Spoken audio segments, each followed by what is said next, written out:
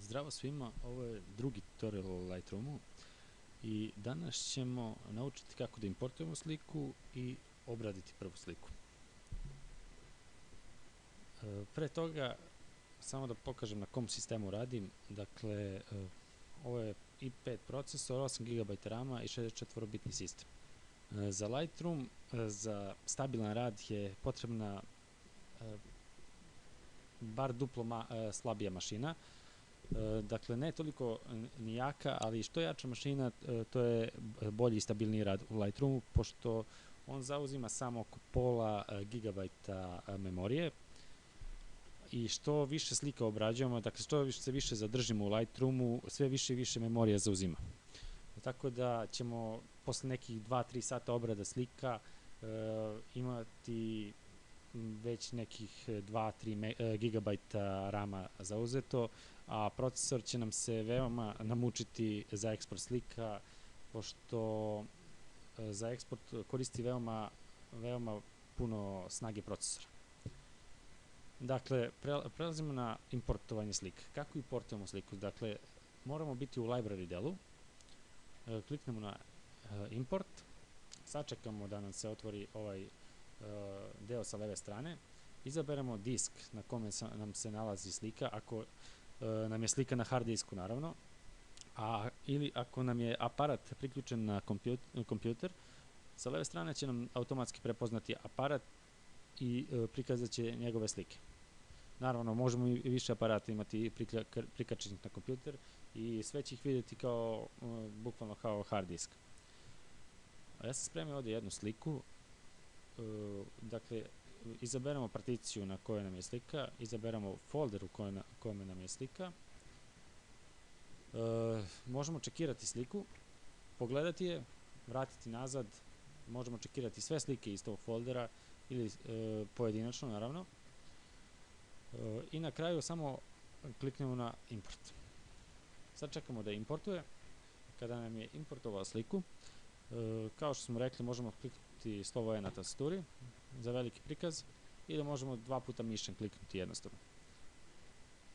Konačno idemo u develop deo. U develop delu nam je glavna ova desna strana. Dakle, sva magija u Lightroomu se dešava u ovoj desnoj strani.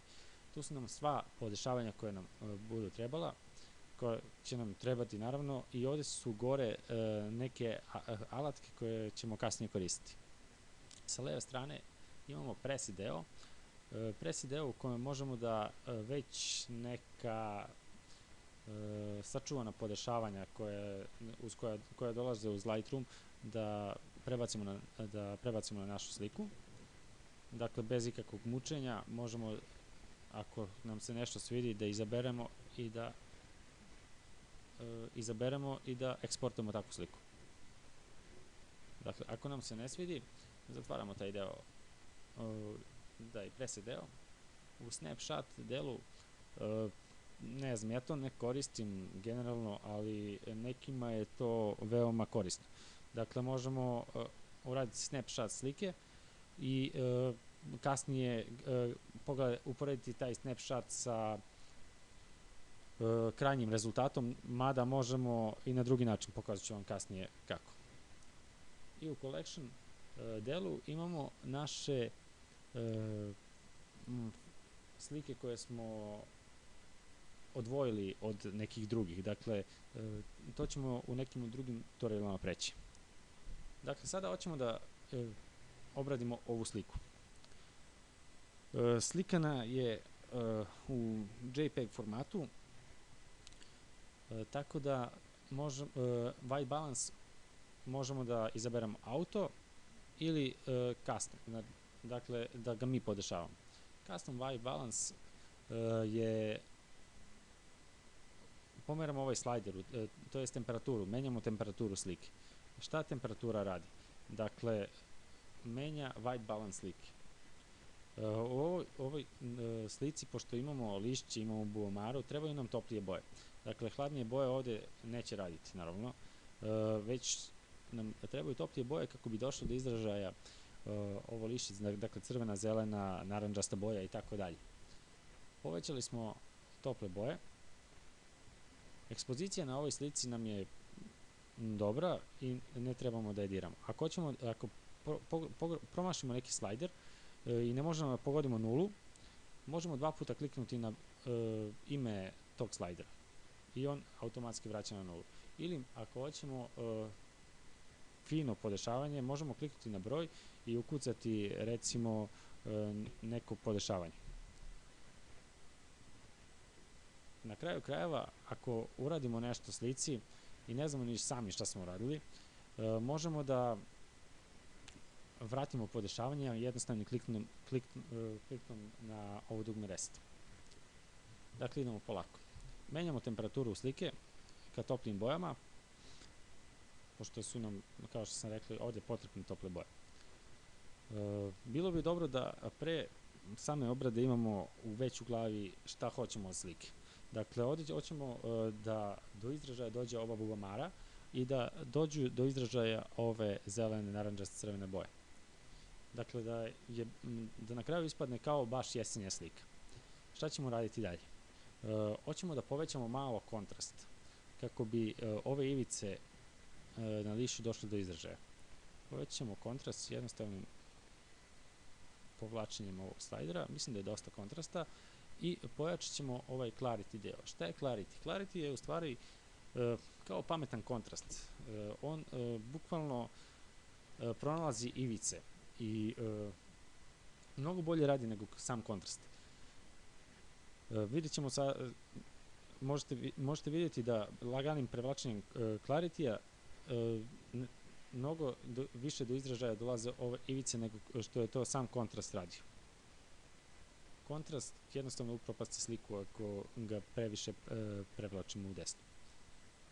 Dok clarity nekako to poboljša, dodaje neku novu dimenziju slici. Kako ćemo pojačati ove boje?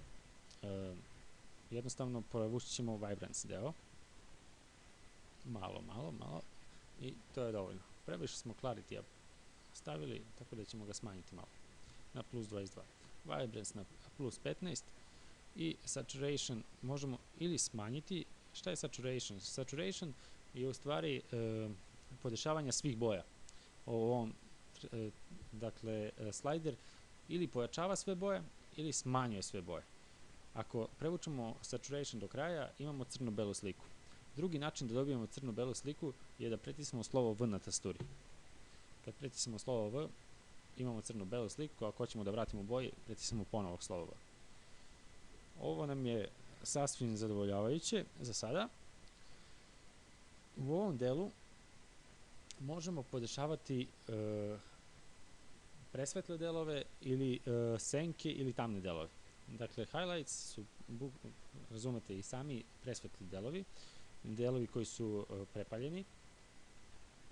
Možemo pojačati te delove i smanjiti. U ovoj slici su sasvim zadovoljavajući ti delovi. Možemo malo smanjiti senke i mračne delove. Ovaj deo ćemo preći u nekim drugim tutorialima, zato što ću napraviti tutorial samo za ovaj deo, pošto je veoma obiman. Dalje, u ovom delu možemo izoštriti sliku. Dakle, prevlačenjem ovog slajdera slika može postati oštrije. Dakle, ivice će više doći do izražaja.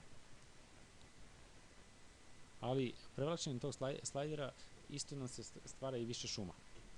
Dakle, jednostavno nije dobro da koristimo puno izoštravanja na slici, ako naravno nećemo šum. Kako da smanjimo šum ako nam je previše šuma u slici? Imamo ovaj noise reduction deo. U noise reduction delu možemo jednostavno prevrući slajder i vidjet ćete kako slika postaje nekako staklastog izgleda, bukvalno. Dakle, sav se šum gubi. Meni se to ne sviđa puno, ponekad koristim ovaj slajder i to veoma malo, kako bi veoma malo smanjio šum, zato što meni šum uopšte ni ne smeta. Dalje, highlight priority.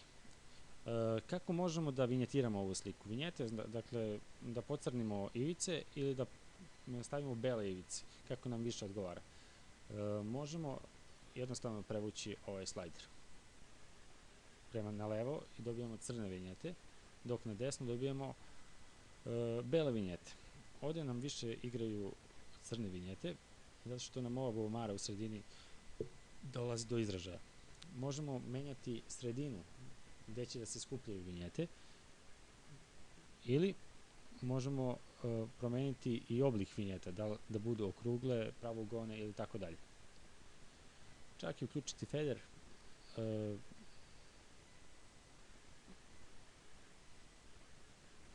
Dakle, ovo bi bilo po meni savršeno za ovu sliku.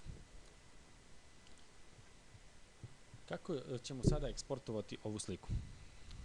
U Lightroomu u file delu nemamo save kao recimo u Photoshopu ili u nekim drugim programima, već moramo da idemo na export, izaberemo gde ćemo da eksportujemo sliku. Ja ću da izaberem desktop, izaberemo u koji folder ćemo staviti na desktopu. Ja sam izabrao ovaj folder, izaberemo format u kome ćemo eksportovati. Ja sam izabrao JPEG, možemo da sačuvamo i kao Photoshop file i da ga otvorimo u Photoshopu, i quality na 100%, i to bi bilo osnovno što treba da znam.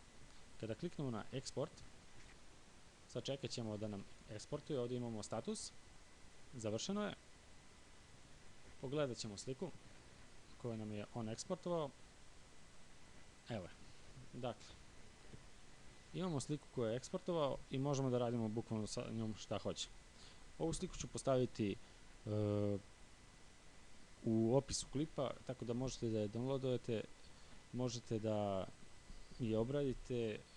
Ako je obradite, pošaljite mi u poruci da vidim kako ste vi obradili ovu sliku. Baš me zanima šta biste vi uradili s njom. To je to za ovaj tutorial. Sljedeći tutorial ćemo preći verovatno obradu neke druge slike na neki drugi način i preći ćemo više stvari u develop modulu.